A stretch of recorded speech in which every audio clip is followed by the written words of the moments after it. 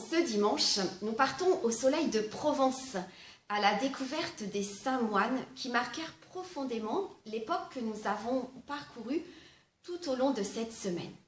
Vous vous souvenez, à l'aube du IVe siècle, en 313, l'édit de Milan marque le coup d'arrêt des persécutions contre les chrétiens.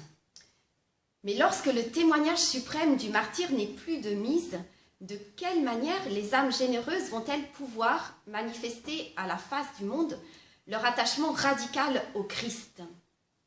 En se retirant au désert, pour y mener une vie de prière et d'ascèse. Après le temps du sang, vient donc le temps du désert. C'est ainsi qu'en Égypte, saint Antoine le Grand, puis saint Pacôme jettent les bases du monachisme oriental. Le premier sous la forme d'une vie solitaire, le second en proposant la vie commune, appelée cénobitisme. Cet idéal de vie se répand très rapidement en Orient, en Égypte, en Syrie, en Asie mineure, sous l'impulsion aussi de saint Basile de Césarée un peu plus tard, et il gagne également l'Occident, avec la fondation de Ligugé, puis de Marmoutier, par saint Martin, comme nous l'avons déjà vu. Mais c'est dans le sud de la France que le rayonnement des monastères naissants va être particulièrement sensible en cette période bouillonnante allant du IVe au VIe siècle. Voyons d'abord saint Honorat. Tandis que l'Empire romain est en passe de s'effondrer sous l'ouragan des barbares qui surgissent de partout, au moment à peu près où Alaric procède au sac de Rome, en 410, un jeune patricien gallo-romain, nommé Honorat, né à Trèves, décide de tout quitter pour le Christ. Résolu à rejoindre le désert d'Orient, après différentes péripéties, il gagne finalement le sud de la Gaule pour s'installer sur l'île de Lérins, au large de Cannes. À cette époque, Lérins était un lieu hostile par excellence, grouillant de serpents redoutables, sans eau potable, et on disait qu'il était absolument impossible d'y rester plus d'une journée. Mais par la ferveur extraordinaire de quelques passionnés de Dieu, cette île va devenir une sorte de paradis sur terre, elle qui était maudite jusque-là. En effet, très rapidement, des hommes se regroupent autour de saint Honorat, attirés par le climat de prière, mais aussi de charité et de joie qui caractérise la nouvelle fondation. Faust de Riez, l'un des nombreux moines conquis par la sainteté d'Honorat, écrira « En vérité, ils ont été comblés de joie, ceux qui ont eu le bonheur de vivre aux côtés d'Honorat, de manger avec lui et d'être soldats de Dieu sous sa discipline. » Et saint Hilaire d'Arles, lui aussi moine à Lérins, dira combien la douceur et l'autorité bienveillante de ce jeune abbé entraînaient ses fils spirituels et aussi tous ceux qui passaient à Lérins à aimer Dieu de tout leur cœur. Son monastère était un phare dont la réputation s'étendra très tôt à toute la Gaule. Il attirait une multitude de visiteurs, de pèlerins, de pauvres venus de partout. Mais en 426, Honorat se voit contraint, à grand regret, de quitter son île pour devenir évêque d'Arles. Et dans ce diocèse déchiré par les divisions, il réussit à rétablir la concorde et à rendre à cette église rigueur, vigueur et sainteté, avant de mourir seulement 4 ans plus tard. Tournons-nous maintenant du côté de Marseille. L'esprit de saint Honorat, qui savait allier l'exigence ascétique à une foi joyeuse et sereine, apparaît dans l'autre figure de proue du monachisme provençal, saint Jean Cassien. Né vers 360 en Scythie, actuelle Roumanie, mort vers 435 à Marseille, saint Cassien part très jeune en Palestine. Il reste 2 années dans un monastère de Bethléem, puis il rejoint des moines ermites en Égypte, avant de recevoir à Constantinople les enseignements de saint Jean Chrysostome, qui l'ordonne diacre. Après un séjour à Rome et un retour en Palestine, il se fixe en Occident, vers 415, pour fonder 2 monastères à Marseille.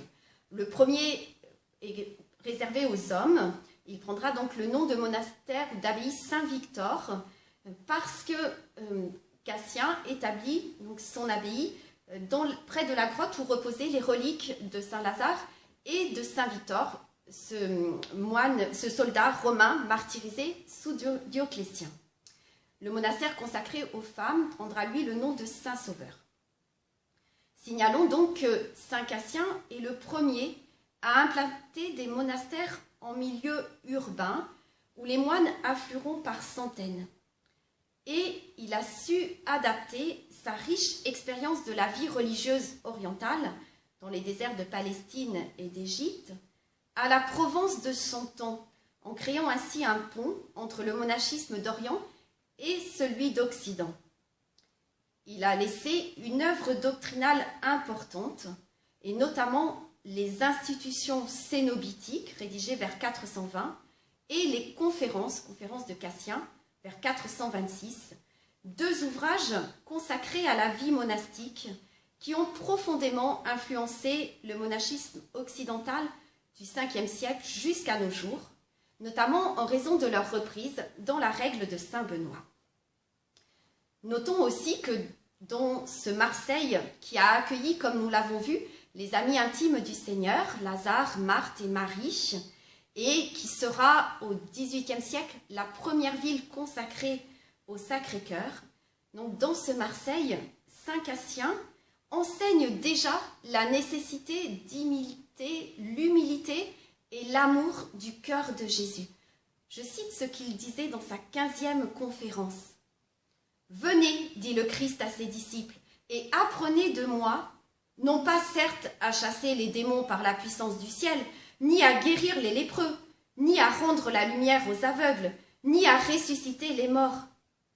Mais, dit-il, apprenez de moi ceci, que je suis doux et humble de cœur. » Saint Cassien continue, « Voilà en effet ce qu'il est possible à tous d'apprendre et de pratiquer. » Et il ajoute plus loin, en rappelant le discours après la scène, « C'est à cela que tous reconnaîtront que vous êtes mes disciples, si vous avez de l'amour les uns pour les autres. Il est bien certain qu'à moins d'être doux et humble, on n'observera pas cet amour. » Essayons maintenant de voir quel fut vraiment le rayonnement de ces monastères.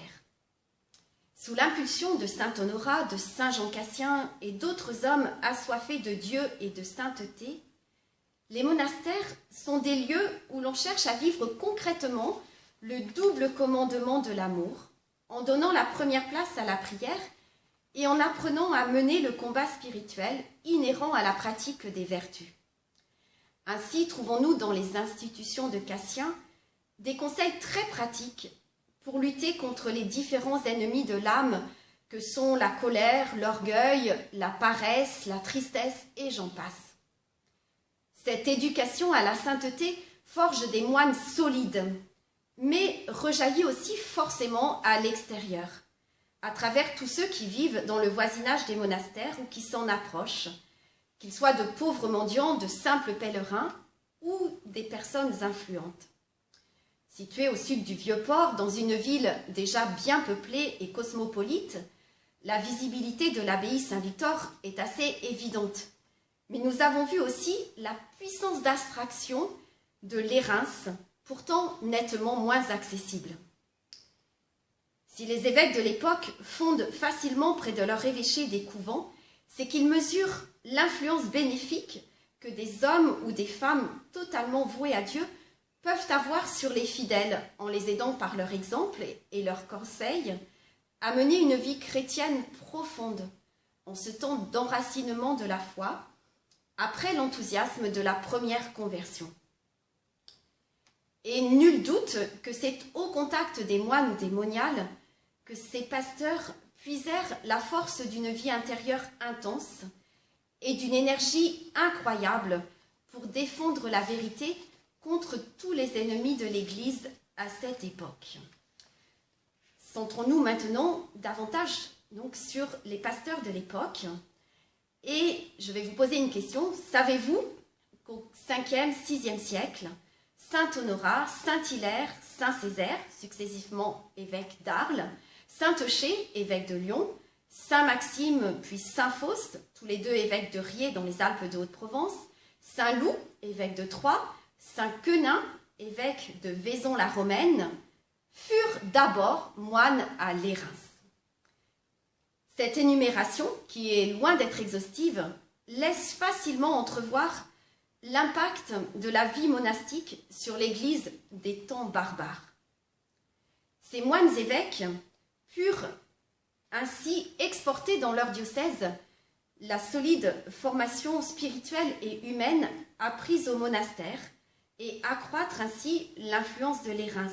Et cette influence s'exerça jusque dans la lointaine Irlande, puisque saint Patrick lui-même fit un séjour dans notre abbaye provençale. Parmi ces saints évêques se détache particulièrement la figure de saint Césaire. Au début du VIe siècle, sur le siège d'Arles, il sut être un promoteur de l'unité, un défenseur de la clarté de la foi, se tenant à l'écart des querelles théologiques, et un modèle de courage, lui qui écrivait et qui le mettait en pratique. Il ne faut pas rester la bouche close dans l'Église, comme les chiens muets de l'Écriture. Enfin, montrons comment ces monastères ont pu avoir un rôle civilisateur indéniable. Les Reims fut pendant tout le 5e siècle non seulement une pépinière d'évêques et de saints, mais aussi un centre actif de théologie, illustré notamment par saint Vincent de Lérins, qui rédigea en 434 un commonitorium, ou aide-mémoire, facile à retenir en français, où il expose des règles simples pour discerner la vérité de l'erreur et où il donne les critères d'un progrès de la réflexion théologique dans la fidélité à la tradition. Dans cette période de grand bouleversement, où une civilisation s'effondrait, il a le mérite de donner des repères clairs que l'on peut condenser par cette expression lapidaire qu'il nous a lui-même laissée.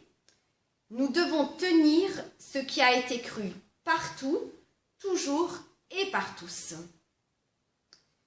D'autre part, alors que sous la poussée barbare, la culture était menacée, les moines provençaux eurent soin de conserver les traditions, par exemple en rédigeant les actes des martyrs. Et ils surent également développer les sciences profanes et les valeurs de l'esprit. Ainsi que Benoît XVI l'avait magnifiquement expliqué lors de son discours aux Bernardins devant le monde de la culture en 2008, parce qu'ils cherchaient Dieu, les moines ont favorisé en même temps un essor de la formation intellectuelle tout à fait remarquable, notamment parce que, je cite Benoît XVI, « le désir de Dieu comprend l'amour des lettres, l'amour de la parole, son exploration dans toutes ses dimensions. » Cela se vérifiera encore davantage avec les monastères bénédictins au Moyen-Âge, mais nous en voyons déjà les prémices ici. De même, le monachisme provençal, sous l'influence de l'Orient, commence à mettre en valeur le travail manuel.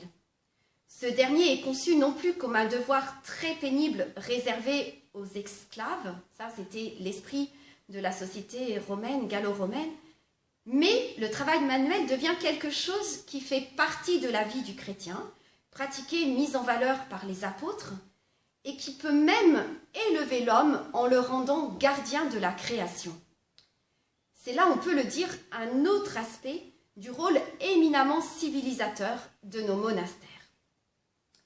Alors, pour conclure, retenons que le témoignage de ces intrépides chercheurs de Dieu n'a pas vieilli après 14 ou 15 siècles. Aujourd'hui encore, il nous incite à mettre résolument la prière à la première place dans nos vies, à mener vaillamment le combat spirituel et aussi à développer l'esprit fraternel pour que la lumière du Christ puisse rayonner largement sur notre monde et le préserver de nouvelles formes de barbarie. En ce dimanche du Bon Pasteur, ce témoignage nous encourage aussi à prier pour que la vie consacrée ne manque jamais à l'Église, en saisissant mieux que les religieux sont là pour entraîner les baptisés à brûler d'amour. Et que, comme au 5e siècle, dans le désert spirituel actuel, puissent se multiplier des centres spirituels fervents où les âmes assoiffées viendront rencontrer Dieu et se former à la nouvelle évangélisation.